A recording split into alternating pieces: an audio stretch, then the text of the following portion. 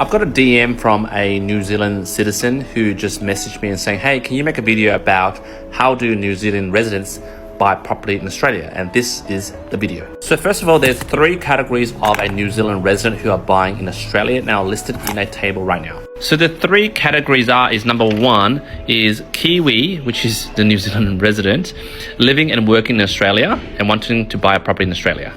Option number 2 is you're a Kiwi and you're living in New Zealand, but you want to buy a property in Australia. And option number 3 is you're a Kiwi, but you're living in overseas. For example, you're not in Australia or New Zealand, but you want to buy a property in Australia.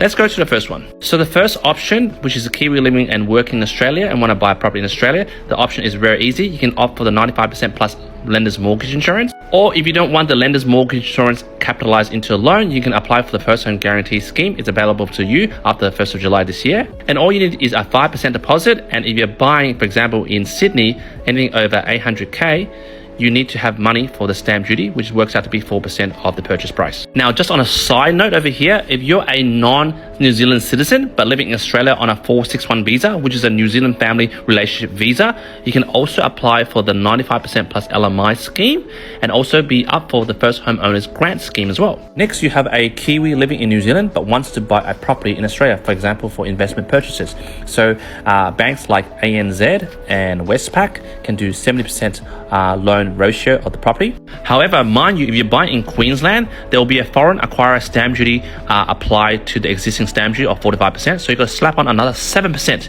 So be careful, guys. And the final category is a Kiwi living overseas, an expat, but not living in Australia and New Zealand. For example, you live in the US, but you want to buy a property in Australia for investment purposes. Now, similar to category 2, it will be 70%. You then got to add on your 4 to 5% stamp duty, depending on which state you purchase. And if you're purchasing in Queensland, again, foreign acquirer stamp duty required, you have to slap on another 7% in category number 3. Now, guys, in terms of interest rates for category 1, you would be treated like a normal Aussie. So rates are between 5.4 to 6% variable principal interest. However, you're doing category 2 and 3, the interest rate between 5.5 to 7%, especially for this one when you're living overseas, expat, and you're buying in Australia. And just a last note to my Kiwi followers that follow this channel is that I can't get you a loan to buy a property in New Zealand. I can get you a loan to buy a property in Australia way, but not New Zealand, because my credit license doesn't allow me to go over there. I hope that's really helpful for my Kiwi followers. Jump in the comments and let me know if you have any other questions.